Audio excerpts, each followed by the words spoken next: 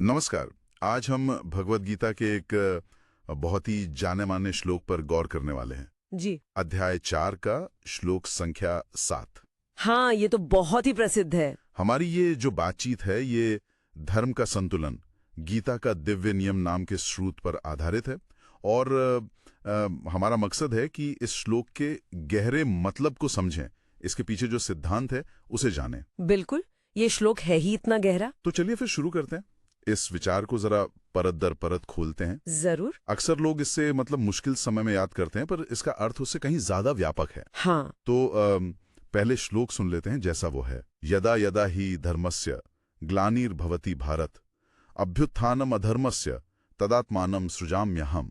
7। जी। सीधे शब्दों में कहें तो भगवान कृष्ण अर्जुन से कह रहे हैं कि हे भारत मतलब अर्जुन, जब जब धर्म का नुकसान होता है, उसकी हानि होती है हाँ और अधर्म बढ़ने लगता है, तब तब मैं मतलब ईश्वर स्वयं को प्रकट करता हूँ। पर यहाँ एक बात समझनी बहुत जरूरी है। जैसा स्रोत भी बताता है, धर्म का मतलब सिर्फ वो पूजा पाठ या कोई मजहब नहीं है। अच्छा। नहीं, इसका दायरा बहुत बहुत बड़ा है। इसमें आपका कर्तव्य आता है, नैतिकता, सदाचार और वो पूरी व्यवस्था, वो कॉस्मिक ऑर्डर जो समाज को, सृष्टि को संभाले रखती है। अच्छा, तो मतलब जब आप कह रहे हैं धर्म की हानि, तो उसका मतलब हुआ कि इस पूरी व्यवस्था में गिरावट आ रही है। बिल्कुल, जब सच और न्याय दबने लगे, अन्याय बढ़ने लगे हाँ। और समाज नैतिक रूप से कह लीजिए कमजोर हो जाए। समझ गया। एकदम सही। और स्रोत इस बात पर बहुत जोर देता है कि भगवान का ये कहना सिर्फ एक वादा नहीं है। अच्छा। हाँ, ये सृष्टि के चलने का एक दिव्य नियम है, एक डिवाइन लॉ। एक नियम। हाँ, जैसे गुरुत्वाकर्षण का नियम है ना, वैसे ही ये संतुलन का नियम है कि जब असंतुलन मतलब इम्बैलेंस हद से ज्यादा बढ़ जाता है, ये ज्यादा शक्तिशाली बना देता है ना। बिल्कुल। मतलब ये सिर्फ ईश्वर की मर्जी नहीं बल्कि ब्रह्मांडीय व्यवस्था का एक जरूरी हिस्सा है। हाँ, एक अंतर्निहित प्रक्रिया है। तो जब ये नियम सक्रिय होता है, ईश्वर हस्तक्षेप करते हैं, क्या इसी को अवतार कहते हैं? हाँ, बिल्कुल।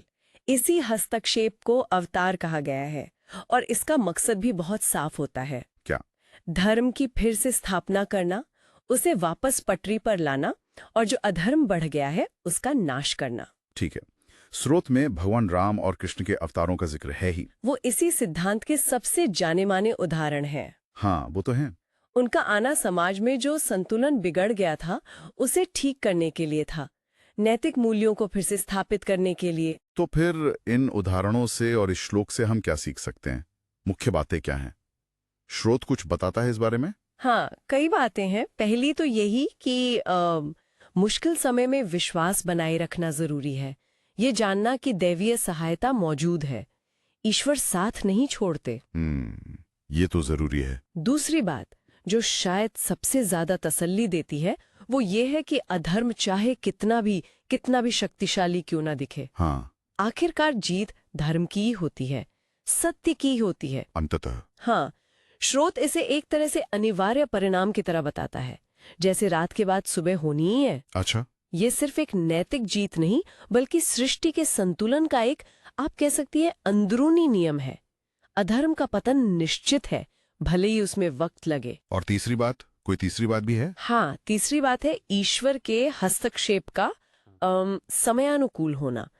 मतलब वो समय और परिस्थिति के अनुसार होता है। अच्छा, कैसे? यानी हर युग की अपनी चुनौतियां होती हैं, अपनी जरूरतें होती हैं, तो ईश्वर का प्रकटीकरण या उनका हस्तक्षेप करने का तरीका वो भी युग के हिसाब से अलग हो सकता है। जरूरी नहीं कि हर बार वैसे ही मानव रूप में अवतार हो जैसा हम सोचते हैं। अरे, ये बात तो बहुत महत्वपूर्ण है। जी। तो मतलब ये सिर्फ बीते हुए जमाने के अवतारों की कहानी नहीं है? नहीं, बिल्कुल नहीं। क्या इसका मतलब ये है कि ये नियम आज भी काम कर रहा है, शायद अलग तरीकों से? स्रोत इस बारे में कुछ कहता है? हाँ, बिल्कुल। स्रोत इसी तरफ इशारा करता है कि ये एक सतत प्रक्रिया है, एक ऑनगोइंग प्रोसेस। अच्छा।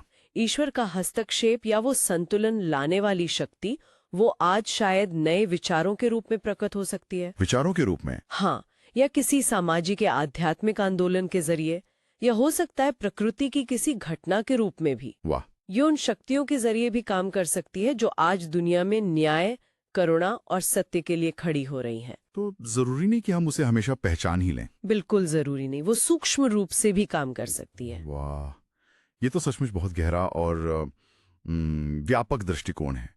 तो अगर हम सार निकालें, इस श्लोक का निचोड़ क्या हुआ? निचोड़ यही है कि ये सिर्फ भविष्य का एक आश्वासन भर नहीं है, हाँ, बल्कि ये एक सतत प्रक्रिया का वर्णन है। एक विश्वास है कि जब चीजें बहुत ज्यादा बिगड़ जाती हैं, तो संतुलन बनाने वाली दिव्य शक्ति सक्रिय होती है और अंततः धर्म की, यानी कि न्याय, नैतिकता और जो सही व्यवस्था है उसकी रक्षा होती है। ये एक दिव्य आश्वासन है। सही कहा। और यहीं से देखिए, ये चर्चा हमें एक बड़े अहम सवाल पर लाकर छोड़ती है। हाँ, सोचने वाली बात है कि आज के इस जटिल दौर में धर्म और अधर्म का ये जो शाश्वत संतुलन है, इसको हम अपने आसपास कैसे महसूस कर सकते हैं? कहाँ देख सकते हैं इसे? जी। और इससे भी आगे बढ़कर, क्या इस संतुलन को बनाए रखने में एक व्यक्ति के तौर पर, मतलब हम लोगों की भी कोई भूमिका हो सकती है? हाँ, ये सचमुच विचार करने वाली बात है। बिल्कुल।